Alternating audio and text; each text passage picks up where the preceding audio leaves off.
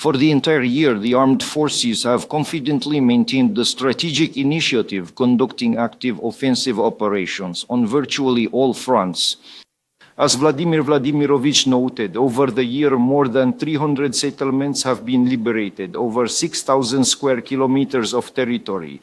This exceeds last year's figures by a third. Furthermore, the advance rates of the Vostok Center and West Troop groups have increased by 1.5 to 2 times compared to 2023.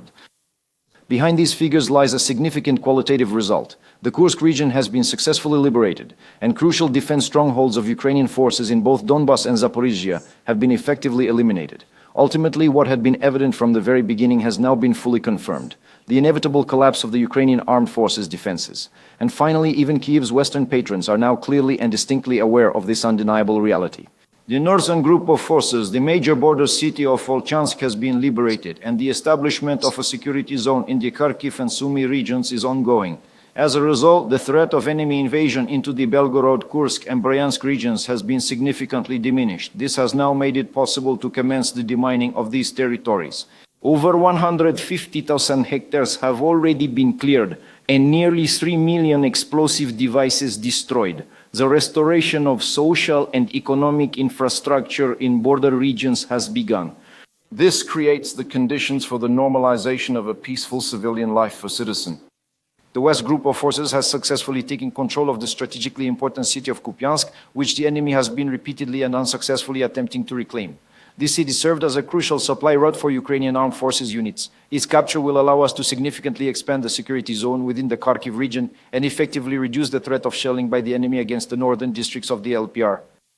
At present, the surrounded grouping is being eliminated on the left bank of the Oskil River, to the east of Kupiansk.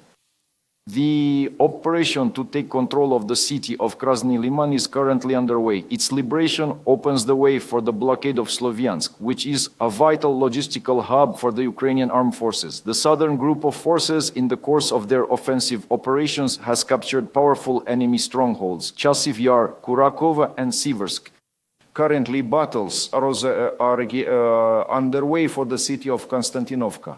It is the key to the last stronghold of the Kyiv regime in Donbas, the Druzhkovka, Kramatorsk, Sloviansk agglomeration.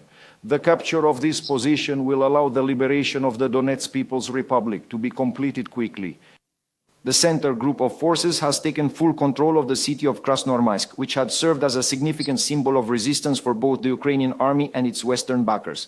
The systematic destruction of Ukrainian units is continuing in Dimitrov, which represents the last remaining pocket of AFU defense within the Krasnoarmysk urban agglomeration. The enemy forces in the city are now reliably blocked. The capture of Krasnoarmysk and Dimitrov will be the biggest defeat for Ukraine's army in Donbas recently. The Vostok group is rapidly advancing deep into enemy defenses in Zaporizhia and Dnipropetrovsk regions. Since the 1st of November of the current year, the group has brought under its control more than 400 square kilometers of land, and 24 populated areas have been freed. The liberation of Huliaipol city continues. It is a crucial fortified area for the AFU and a key transport hub, whose seizure will enable the creation of conditions for the complete liberation of the entire Zaporizhia region. The Dnipro troop grouping is advancing in the Orikhiv direction, has taken control of the settlement of Mala Tokmachka, and is engaged in fighting on the approaches to Orikhiv city. The capture of this particular settlement will establish advantageous conditions for the continued progression of the offensive in the northwestern part of the Zaporizhia region.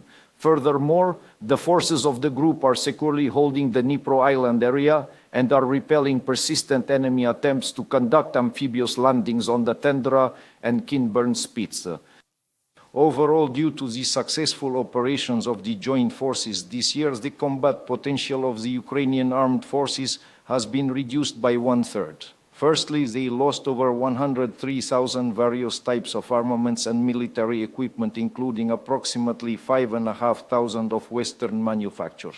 This is almost 2 times higher than the indicators of 2024.